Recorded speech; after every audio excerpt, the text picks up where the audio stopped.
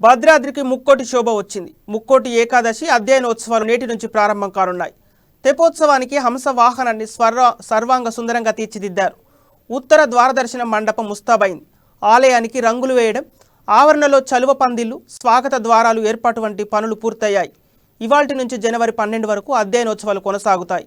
ఇందులో భాగంగా భద్రాద్రి రామయ్య మత్స్యావతారంలో, రేపు కూర్మ అవతారంలో, ఈ నెల 25న వారాహ అవతారంలో, 26న నరసింహ అవతారంలో, 27న వామన అవతారంలో, 28న పరశురామ అవతారంలో, 29న శ్రీరామ అవతారంలో, 30న బలరామ అవతారంలో, 31న శ్రీకృష్ణ అవతారంలో భక్తులకు దర్శనమిస్తారు.